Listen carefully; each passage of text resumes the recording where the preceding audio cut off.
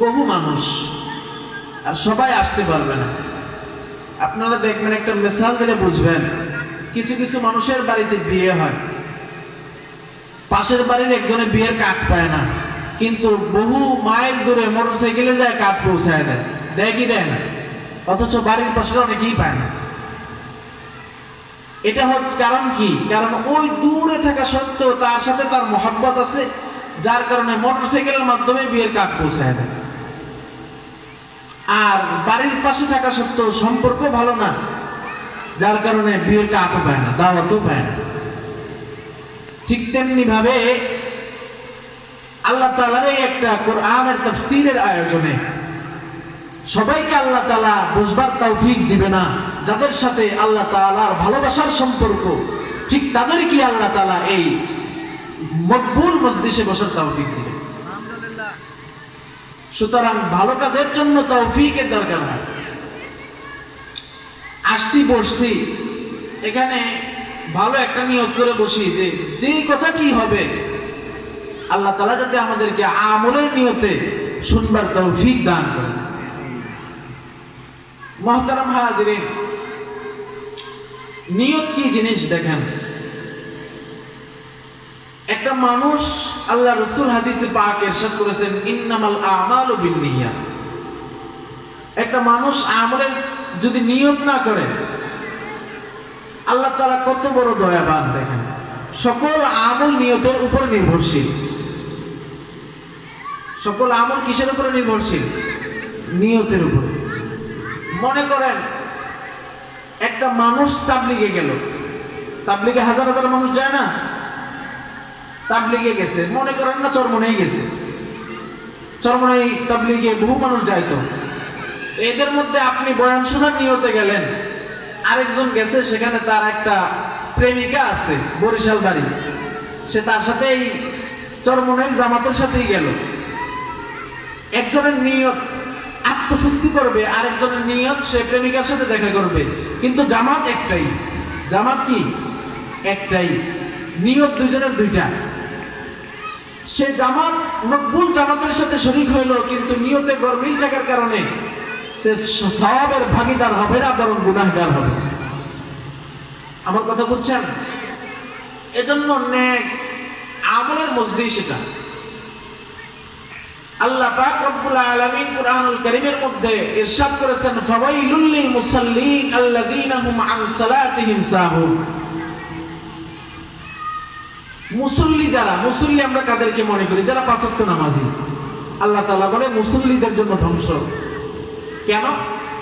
মসজিদে দুই শ্রেণীর মানুষ যায়। এক শ্রেণীর মানুষ আল্লাহ তাআলার কদমে সিজদা দেওয়ার জন্য যায়, আরেক দল মানুষ যায় মানুষকে দেখানোর জন্য। নির্বাচনের সময় আসলে দেখবেন নেতাদের মাথায় টুপি উঠে যায়, পাঁচ ওয়াক্ত নামাজি হয়ে যায়। এরা জনগণকে দেখানোর জন্য যায়, আল্লাহর জন্য না। কথা বুঝছেন তো? পাঁচ ওয়াক্ত নামাজিদের জন্য ধ্বংস আল্লাহ তাআলা যে বললেন, এটা ওই সকল মুসল্লি যারা মানুষদেরকে দেখানোর জন্য নামাজ পড়ে। তো নিয়তের গরমিল যেটা বললাম, মসজিদে নামাজ পড়ছে ঠিকই, একজনে পড়ছে আল্লাহ তাআলার জন্য, আরেকজন পড়ছে মানুষদেরকে দেখানোর জন্য। তো দুইজনের মধ্যে পার্থক্য কি? আল্লাহ তাআলা বলছে যে আমার জন্য নামাজ পড়ছে, মিফতাহুল জান্নাতিস সালাহ, কিয়ামত দিবসে তার এই নামাজ তাকে জান্নাতে ঢুকিয়ে দেবে। আর যে মানুষদেরকে দেখানোর জন্য নির্বাচনের আগ মুহূর্তে টুপি পাঞ্জাবি পরে পাঁচ ওয়াক্ত নামাজ পড়ছে, তাকে এই নামাজ জাহান্নামের চূড়ান্ত পর্যায়ে নিয়ে যাবে। উভয়জনই নামাজি। সুতরাং আমার বলার উদ্দেশ্য, এটা নেক মজলিস। নিয়তটাকে আগে শুদ্ধ করতে হবে। নিয়তটাকে কি করতে হবে? শুদ্ধ। অল্প কিছু আমলি কথা হবে, ইনশাআল্লাহ এটাকে পুঁজি বানায় বাসায় গেলে এতটুকু ইনশাআল্লাহ নাজাতের জন্য ফয়সালা হতে পারে। আমি আপনাদের সামনে কোরআনুল কারীমের মশহুর একখানা আয়াত পেশ করেছি, আর আল্লাহ রাসূলের অসংখ্য হাদিস থেকে একখানা ছোট্ট হাদিস তেলাওয়াত করেছি। এই উক্ত আয়াত এবং হাদিসের আলোকে আমি ইনশাআল্লাহ তাআলা আপনাদের সামনে কিঞ্চিত আলোচনা করে আলোচনার ইতি টানব। মুহতারাম হাজিরিন, আপনাদের সামনে আমি যে আয়াতে কারিমা তেলাওয়াত করেছি, আয়াতটা হচ্ছে ওয়াসাইনাল ইনসানা বিওয়ালিদাইহি ইহসানা। আল্লাহ তাআলা বলে, বান্দা শোনো, আমি তোমাদেরকে নসিহত করতেছি কি, যে তোমরা পিতামাতার সাথে সদয় আচরণ করো, ভালো ব্যবহার করো। চাই পিতামাতা মুশরিক হোক, পিতামাতা কাফের হোক, পিতামাতার সাথে ভালো আচরণ করো। এই আয়াত আল্লাহ তাআলা কেন নাযিল করছেন? হযরত আবু বকর সিদ্দিক রাদিয়াল্লাহু আনহু ইসলাম গ্রহণ করছেন। ওই সময় ওনার পিতামাতা এখনো পর্যন্ত ইসলাম গ্রহণ করে নাই। আল্লাহ তাআলা এই আয়াত নাযিল করে বুঝিয়েছেন, আবু বকর ইসলাম গ্রহণ করছো তুমি, ঠিক আছে, কিন্তু পিতামাতার খরচ বহন করা, পিতামাতাকে খানা দেওয়া বন্ধ করে দিবা, তাদের সাথে খারাপ আচরণ করবা, অসম্ভব না, এটা পারবা না। সুতরাং আল্লাহ তাআলা গোটা বান্দাদেরকে জানান দিয়েছেন যে তোমরা তোমাদের পিতামাতার সাথে সদাচরণ করো, সদাচরণ করো। মুহতারাম হাজিরিন, পিতামাতার সাথে সদাচরণের অবস্থান যদি আপনাদেরকে বলি, আজকে পৃথিবীর মানচিত্রের যে নির্মম পরিহাস, সবচাইতে অবহেলিত আছে আজকের পিতামাতা। বার্ধক্য হয়ে গেলেই তাদের আর দাম নাই। আপনি ঘরে দেখবেন বুড়া হয়ে গেছেন, সবাই মিলে গল্প গুজব করতেছে, আপনি যাবেন, সবাই যার যার মতো উঠে যায়, কিন্তু ওই দিলের কষ্টটা বলার মতো জায়গা নাই। খবরদার, এদের দোয়াও যেমন দোয়ায়ে মুস্তাজাব, এদের বদদোয়া বড় কঠিন। আজকে পিতামাতা বৃদ্ধ হইলে তাদেরকে বৃদ্ধাশ্রমে পাঠানোর জন্য সরকারি কিছু ঘর বাড়ি বানায় হয়েছে। কিছুদিন আগে খবর পাইলাম আমাদের নড়াইলে একটা বৃদ্ধাশ্রম তৈরি হয়েছে। হাজার হাজার মানুষ তার বৃদ্ধ পিতামাতাকে বৃদ্ধাশ্রমে ফেলে রেখে এসেছে। আরেক ঘটনা লালমনিরহাটে, পিতামাতা সন্তানের প্রতি কেমন। লালমনিরহাটে এক বৃদ্ধাশ্রমে গেছে, যা বলে এক বৃদ্ধা মহিলা হাঁটতেছে, সাংবাদিকরা জিজ্ঞেস করছে, আপনাকে এখানে কেন ফেলায় রাখছে, আপনার সন্তান টন্তান নাই বুঝি? কাহা সন্তান আছে, আমার সন্তান অনেক বড় লোক, অনেক টাকা পয়সার মালিক, আপনি এখানে যে? কেন জানি না, আমাকে ফালায় এখানে রেখে গেছে। আপনার কি সন্তানের প্রতি কোনো আক্ষেপ এমন আছে যে আপনার সন্তানটা মরে যাক, আমার এত কষ্ট দিছে, সন্তানটা মরে যাক, ওরা আল্লাহ লয়ে যাক, এমন কি কোনো আক্ষেপ আছে? সাংবাদিকরা জিজ্ঞেস করছে। ওই মা উত্তর দিছে, না, দুনিয়ায় আমার কেউ নাই, 5 বছর পর 6 বছর পর আমার মরণের সংবাদটা শুনলে আমার সন্তান অন্তত আমার লাশটা দেখবার জন্য আসবে। পিতামাতা হচ্ছে এমন। মুহতারাম হাজিরিন, এই হচ্ছে আমার বাংলাদেশের অবস্থা। পশ্চিমা বিশ্বগুলোতে আপনার যৌবন শেষ তো আপনার হায়াতের কোনো দাম নাই। বকরি, ছাগল, গরু ছাগলের সাথে মানুষ কেমন আচরণ করে, এর চেয়ে নিকৃষ্ট আচরণ করে বৃদ্ধ বৃদ্ধা পিতামাতার সাথে, যার কারণে আজকে দুনিয়ার এই নাজেহাল।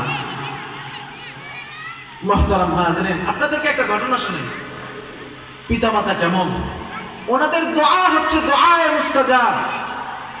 দোয়া করলে এটা আল্লাহ তাআলার মাঝে আর পিতামাতার দোয়ার মাঝে কোনো পর্দা থাকে না, সঙ্গে সঙ্গে কবুল হয়ে যায়। আল্লামা মুফতি তাকি উসমানী বর্তমান বিশ্বের সবচেয়ে বড় ফকিহ, বর্তমান বিশ্বের সবচেয়ে বড় ফকিহ আলেম। ওনার ঘটনা, ওনারা 2 ভাই, মুফতি শফি, মুফতি তাকি উসমানী, মুফতি রফি উসমানী। ওনার পিতার নাম হচ্ছে মুফতি শফি রহমতুল্লাহ আলাইহি। মুফতি তাকি উসমানী এবং মুফতি শফি রহমত, মুফতি তাকি উসমানী এবং তার ভাই মুফতি রফি উসমানী হজে যাওয়ার জন্য টিকিট সব কনফার্ম, হজে যাওয়ার তারিখ নির্ধারণ হয়ে গেছে। এই সময় মুফতি শফি রহমতুল্লাহ আলাইহি ওনাদের পিতা অসুস্থ হয়ে পড়ছে। অসুস্থ হয়ে পড়ছে, ওনারা 2 ভাই বাবার খেদমত করতেছে। শেষ পর্যন্ত বাবা সুস্থ হচ্ছে না, দিন দিন অসুস্থতা বাড়তেছে। ওনারা হজে যাওয়া ক্যান্সেল করে দিলেন। ওনারা হজে যাওয়া কি করলেন? ক্যান্সেল করে দিয়েছেন। ধীরে ধীরে হজ শেষ হয়ে গেল, বাবা অসুস্থ হয়ে গেল। মুফতি শফি রহমতুল্লাহ আলাইহি তার সন্তানদেরকে ডেকে বললো, বাবা তোমরা না হজে যাওয়ার টিকিট নিয়েছিলা, হজে যাও নাই? ওনারা বলে, বাবা আরে হজ তো বহু আগে অনেকবার করছি, এবার একটা নফল হজ, কিন্তু বাইতুল্লাহ যে তাওয়াফ করবো, বাইতুল্লাহ তো একটা আমার ঘরেই। আপনার সেবা সুস্থতা, আপনার সুস্থতার খেদমত করলে আল্লাহ তাআলা ওই কাবা শরীফ তাওয়াফের সব আমাদেরকে দান করবে। এই জন্য আমরা যাই নাই, আল্লাহ তাআলা আমাদেরকে পরবর্তীতেও যাওয়াবেন। মুফতি শফি রহমতুল্লাহ আলাইহি দুই চোখের পানি ছেড়ে দিয়ে দোয়া করছিলেন, শোনো বাবা, আল্লাহ তাআলা তোমাদেরকে এত পরিমাণ কাবা জিয়ারত করাবেন যে তোমরা গুণেও শেষ করতে পারবে না। মুফতি তকি উসমানী সাহেব মাওয়াইজ উসমানের মধ্যে লেখে, আব্বার ওই দোয়ার বরকতে আপনাদেরকে যদি জিজ্ঞেস করি আপনার হায়াতের পর থেকে আপনি কয়টা আল্লাহ তাআলার কদমে সিজদা দিয়েছেন বলতে পারবেন? বলতে পারবেন? গোনা নাই। মুফতি তকি উসমানী বলে, আব্বার ওই দোয়ার বরকতে আল্লাহ তাআলা এত পরিমাণ কাবা জিয়ারত করাইছে যে গোনা সম্ভব হয় না, এত পরিমাণ কাবা জিয়ারত করাইছে। এটা হচ্ছে পিতামাতার দোয়া। আমরা এখন পিতামাতার দোয়াই নিতে জানি না। পিতামাতার দোয়া দোয়ায়ে মুস্তাজাব।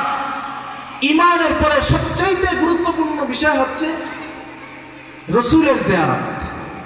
আল্লাহ রাসূল জীবিত থাকা অবস্থায় যে আল্লাহ রাসূলের সাথে সাক্ষাৎ করা।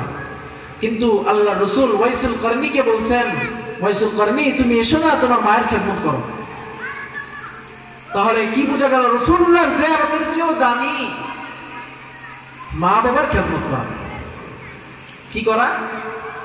পিতামাতার খেদমত করা। মুহতারাম হাজিরিন, আজকে আমরা অনেকে মনে করি যে আমাদের চেহারা সৌন্দর্যের অনেক দাম, কিন্তু রাবিয়া মুসরি বলে আল্লাহ তাআলার কাছে খিলকতান মানুষের চামড়া সৌন্দর্যের দাম নাই। কোন মানুষের চেহারা সুন্দর, কোন মানুষের আখলাক সুন্দর না, কোন মানুষের চেহারা সুন্দর, এটার দ্বারা আল্লাহ তাআলার কাছে কোনো মূল্য নাই। কার কত বেশি টাকা, কার কত ধন সম্পদ, এটার মূল্য আল্লাহ তাআলার কাছে নাই। রাবিয়া মুসরি বলে আল্লাহ তাআলার কাছে মূল্য হচ্ছে ওই ব্যক্তির যার আখলাক সবচেয়ে সুন্দর। যার আখলাক যত সুন্দর তার দাম আল্লাহ তাআলার কাছে তত বেশি। আখলাকি সৌন্দর্যওয়ালা মানুষের দাম আল্লাহ তাআলার কাছে অনেক বেশি। এজন্য আখলাকি সৌন্দর্য তৈরি করো। আখলাকি সৌন্দর্যওয়ালা মানুষের দাম আল্লাহ তাআলার কাছে আছে। টাকা পয়সা ধন সম্পদ সৌন্দর্য আখলাকি সৌন্দর্য না থাকলে এই সকল দুনিয়াবি সৌন্দর্যের দাম আল্লাহ তাআলার কাছে নাই। আল্লাহ তাআলার কাছে দাম হচ্ছে আখলাকি সৌন্দর্যের দাম, হৃদয়বান মানুষের দাম। হৃদয়বান কারা? যাদের দিলে আল্লাহ তাআলার ভয় আছে, যাদের দিলের মধ্যে পিতামাতার ভালোবাসা আছে, যাদের দিলে রাসূলুল্লাহর প্রেম ভালোবাসা আছে, ওই সকল মানুষগুলোর দাম আল্লাহ তাআলার কাছে অনেক বেশি। মুহতারাম হাজিরিন, যাদের অন্তরে আল্লাহ তাআলার ভয়, যাদের অন্তরের মধ্যে আল্লাহ তাআলার ভয় আছে, তারা কখনো পিতামাতার সাথে বেয়াদবি করতে পারে না। যাদের অন্তরে আল্লাহ তাআলার ভয়, ওই সকল মানুষগুলোর চেহারা দিয়ে চোখ বেয়ে পানি পড়ে।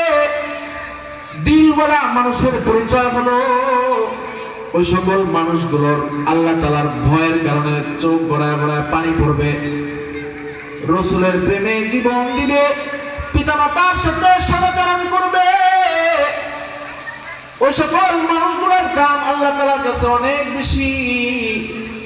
হাদিসে পাকে আল্লাহ রাসূল বলে, আইনান লা তামাসসুহুমান নার, দুইটা চোখ এমন আছে যেই দুইটা চোখ আল্লাহ তাআলা কখনো জাহান্নামের আগুনে জ্বালাবে না। দুইটা চোখ এমন আছে যে চক্ষু দ্বয়কে আল্লাহ তাআলা জাহান্নামের আগুনের স্পর্শ করাবে না। আল্লাহ রাসূল বলে আইনুন বাকাত মিন খাশিয়াতিল্লাহ।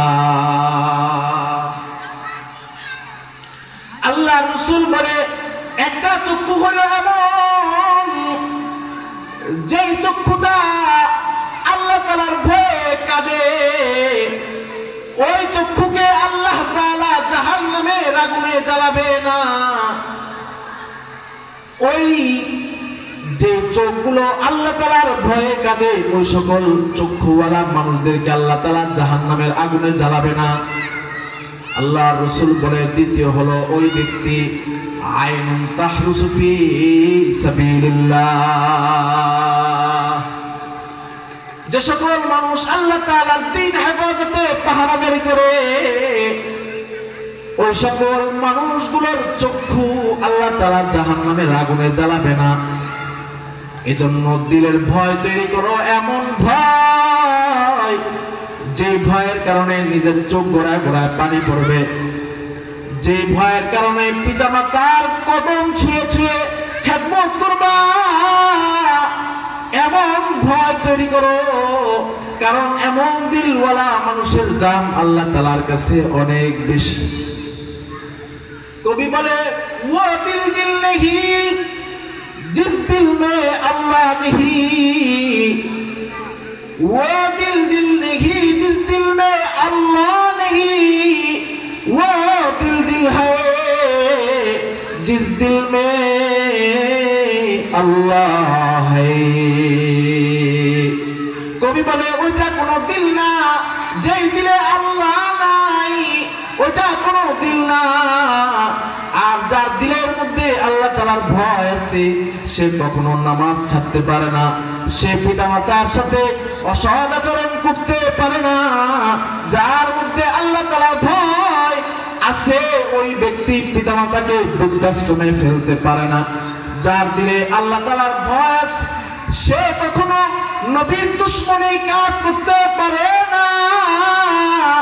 ওই সকল মানুষদের দাম আল্লাহ তাআলার কাছে বেশি।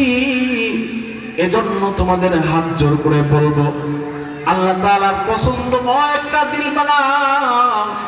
যদি আল্লাহ তাআলার পছন্দ অনুযায়ী একটা দিল বানাইতে পারো, তবে শুনে রেখো আল্লাহ তাআলা তোমাদেরকে জান্নাতে আলা মাকাম দান করবে। এ আমাদের দিলই নাই, দিলই নাই। আরে আল্লাহ তাআলার ভয় যদি থাকতো, আল্লাহ তাআলা বলছে ওয়াসাইনাল ইনসান, ওই মানুষরা শোন, পিতামাতার সাথে অসদাচরণ করবি না। এটাও তো আল্লাহ তাআলার ভয়, যে আল্লাহ তাআলা আদেশ করছে। আল্লাহ তাআলার আদেশের এই ভয় যদি অন্তরে থাকতো, কখনো পিতামাতার সাথে অসদাচরণ করতাম না। মনে রাখবেন, পিতামাতার সাথে অসদাচরণ করলে পিতামাতার বদদোয়া কোনো গাউস কুতুবকেও ছাড় দেয় না, কোনো গাউস কুতুবকেও ছাড় দেয় না। হাদিসে পাকে আল্লাহ রাসূল হযরত জুরাইজের ঘটনা বর্ণনা করেছে।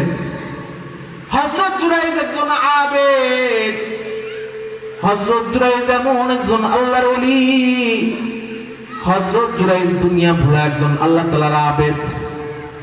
সারাক্ষণ ইবাদত করে, ইবাদতের জন্য সমাজ থেকে বিচ্ছিন্ন হয়ে জঙ্গলের পাশে একটা ঘর বানাইলো, সেখানে সারা দিন ইবাদত করে, সেখানে সারা দিন রাত 24 ঘন্টা ইবাদত করে, সালাত আদায় করে, দিনের বেলায় রোজা রাখে, সারা রাত দাঁড়ায় দাঁড়ায় নামাজ পড়ে। হযরত জুরাইজ ওই যুগের অনেক বড় একজন আল্লাহর ওলি ছিল। সমাজে যদি কোনো ভালো খাবার রান্না হয়, সকল মানুষ গিয়ে ওই ভালো খাবারটা হযরত জুরাইজের জন্য নিয়ে যায়, কারণ আল্লাহর ওলি। সমাজে যদি মৌসুমের কোন প্রথম ফল হয়, সবাই গিয়ে হযরত জুরাইজের জন্য লইয়া যায়।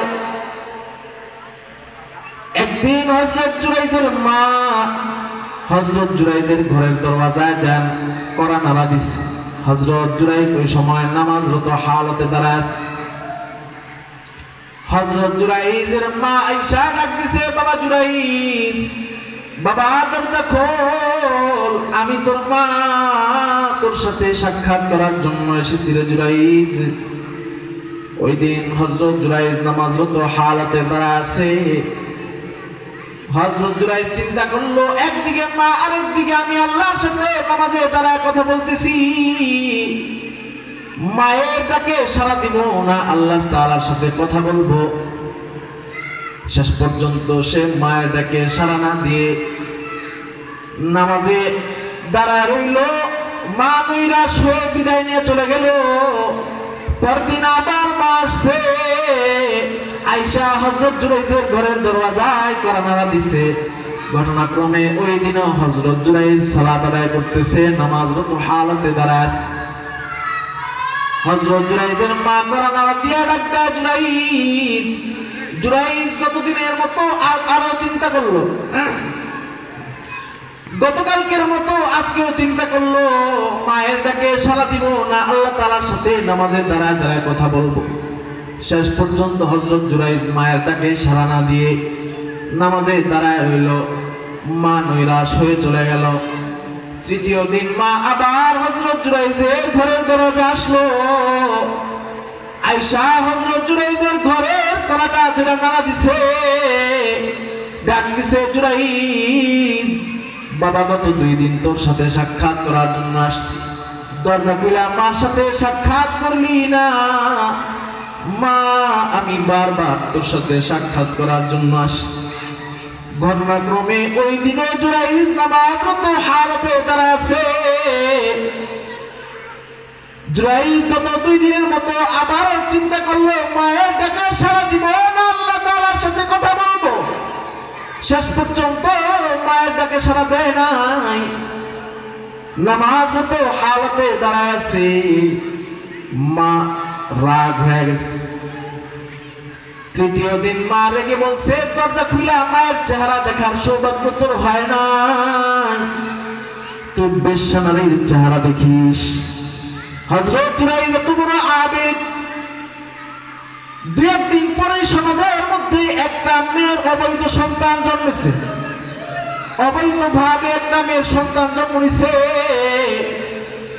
সমাজের লোকেরা জিগায়, ওই এই মেয়ে পাইছিস কই, সন্তান পাইছিস কই, তোর তো এখনো বিয়ে হয় না। মেয়েটা চিন্তা করলো যে সকালের সমাজের সব মানুষের আস্থা বিশ্বাস জুরাইজের প্রতি আছে, যদি বলি হযরত জুরাইজের সন্তান হয়তো সমাজের মানুষ কিছু বলবে না। এজন্য ওই মেয়েটা বলছে যে আমার পেটের এই সন্তান হযরত জুরাইজের সন্তান।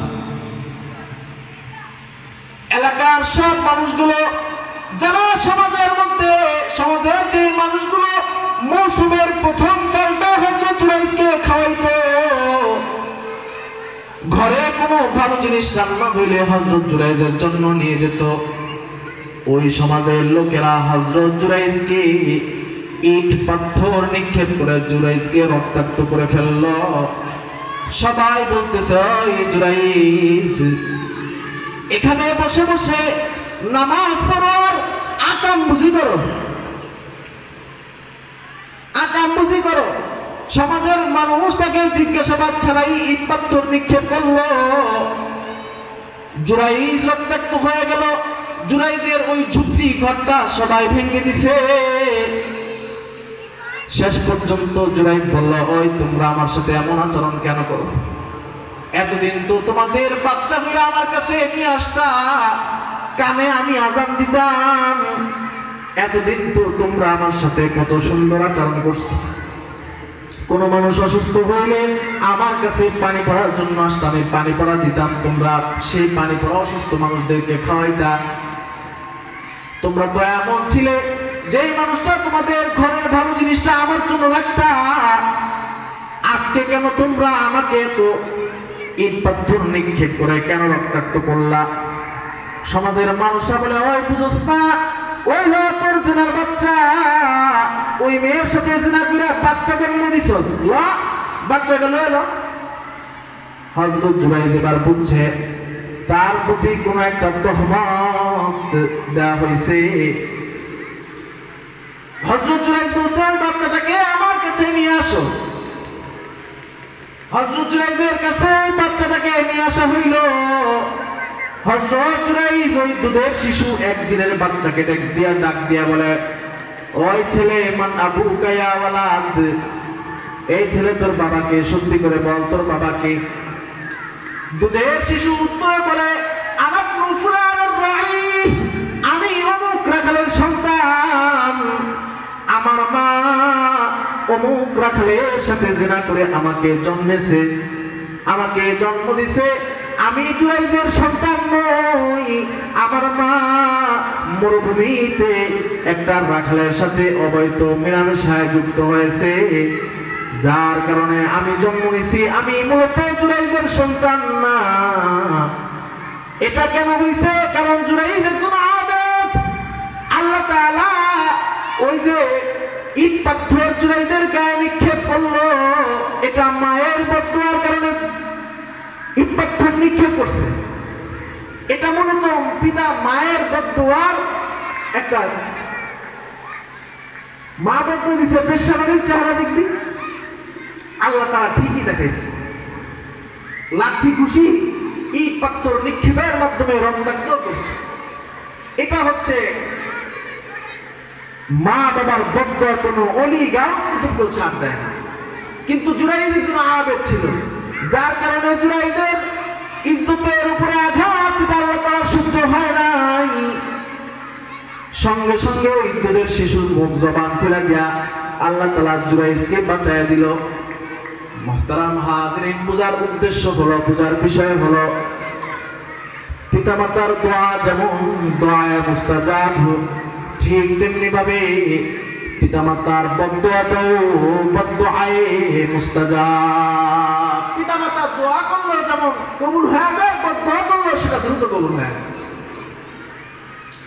এজন্য আমাদের সমাজে পিতামাতার কথা অবাধ্য সন্তানে ভরা, যার কারণে আজকে সন্তানদের মাঝে সফলতা নাই, সন্তানগুলো গুনাহের কাজে লিপ্ত, এদের ভবিষ্যৎ, অধিকাংশ সন্তানগুলোর ভবিষ্যৎ অন্ধকার।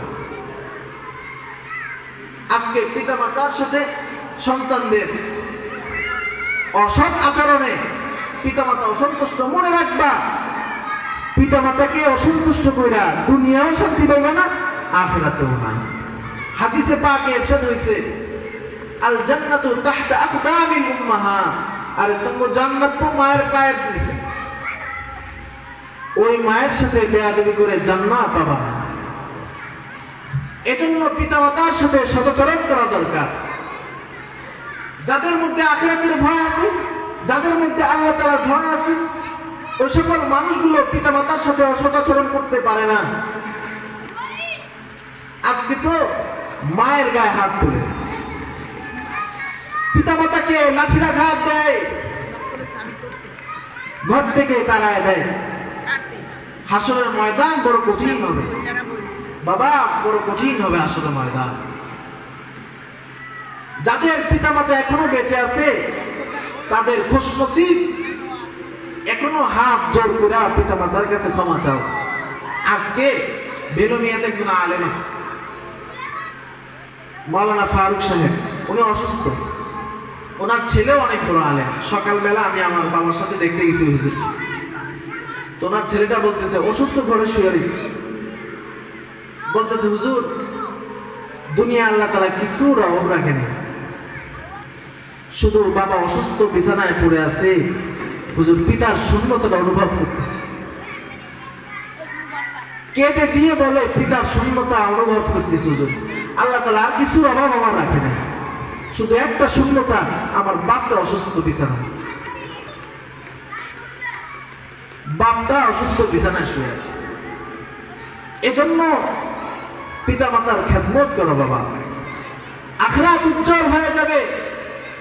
আল্লাহ রাসূল ওয়াইসুল কারনীকে অসুস্থ হালতে বলছেন, আমার সাক্ষাৎ থাকবে না, তুমি মায়ের খেদমত করো। মায়ের খেদমত এত দামি জিনিস।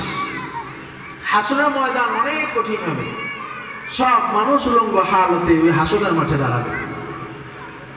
হযরত ফাতিমাতুজ জোহরা রাদিয়াল্লাহু তাআলা আনহা আল্লাহর রাসূলকে জিজ্ঞেস করে, ওগো আল্লাহর হাবিব, আপনি নাকি বলেছেন কিয়ামত দিবসে সব মানুষ উলঙ্গ হালতে দাঁড়াবে। আল্লাহর রাসূল বলে, হ্যাঁ হ্যাঁ, কিয়ামত দিবসে সব মানুষগুলো বস্ত্রহীন কাপড়হীন হালতে উলঙ্গ অবস্থায় সব মানুষ একত্রে দাঁড়াবে। হযরত ফাতেমাতুজ জোহরা বলে, ওগো আল্লাহর হাবিব, পুরুষ মহিলা পিতামাতা সন্তান সব বুঝি হাসরের ময়দানে উলঙ্গ হয়ে দাঁড়াবে? আল্লাহর রাসূল বলে, হ্যাঁ হ্যাঁ, হাসরের ময়দানে সব মানুষ একত্রে উলঙ্গ হালতে দাঁড়াবে।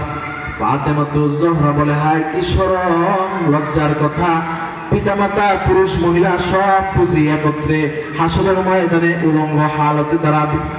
আল্লাহর রাসূল বলে, ও ফাতেমা শোনো, কিয়ামত দিবসটা এত ভয়ঙ্কর হবে, আল্লাহ তাআলার বিচার দিবসের ভীতি, জালালাত আর কাহারের ভীতিটা এত বেশি হবে যে কোন মানুষের শরীরে কাপড় আছে না নাই এটা অনুভব করার মতো অনুভূতি শক্তি মানুষের থাকবে না।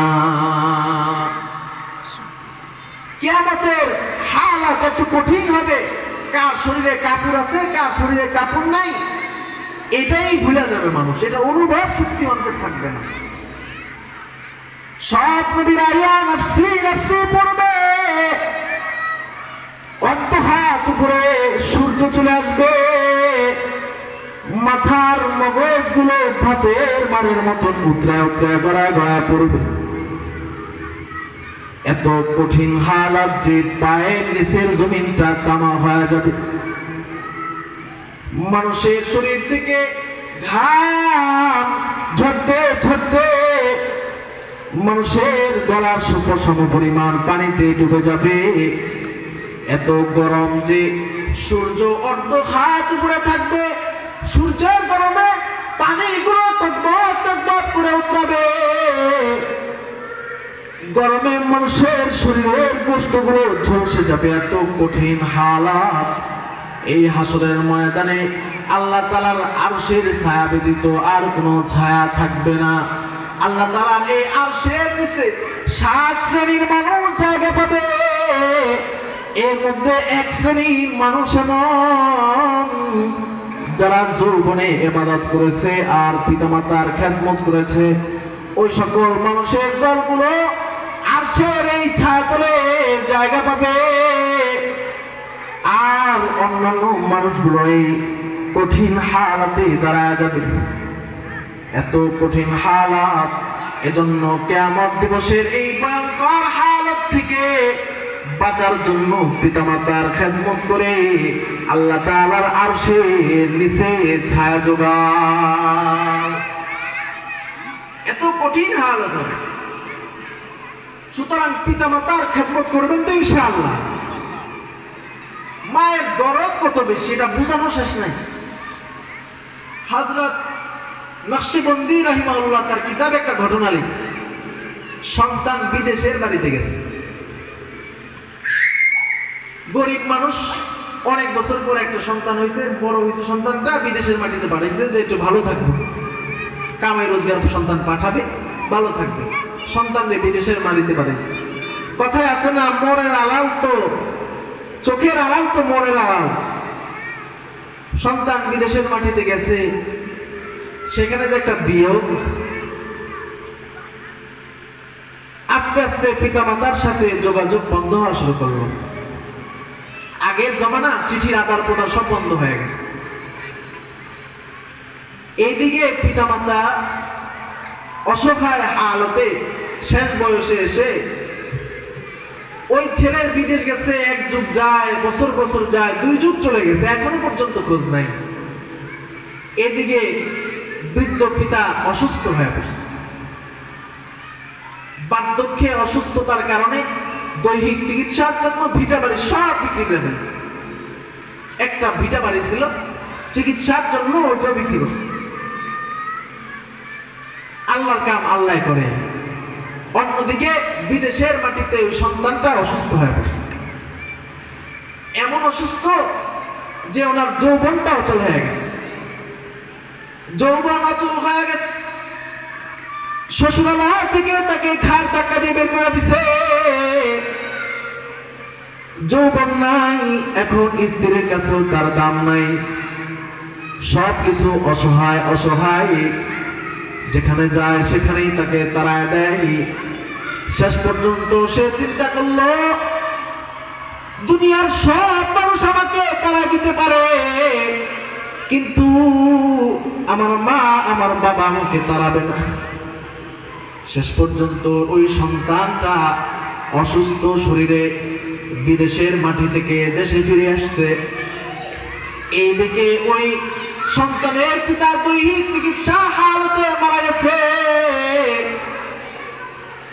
সন্তানটা দেশে আসছে, আয়সা দেখে ওনার বাড়িঘর কিছুই নাই, আছে একটা আঙ্গুরের বাগান। লাঠি ভর করে করে ওই আঙ্গুরের বাগানে প্রবেশ করছে। ওই আঙ্গুরের বাগানে প্রবেশ করে দেখে একজন রাখাল মালিক হিসেবে বাগানের গাছগুলো কাটতেছে। আঙ্গুরের পরগাছাগুলো, আঙ্গুরের গাছের মধ্যে কিছু পরগাছা জন্মাইছে।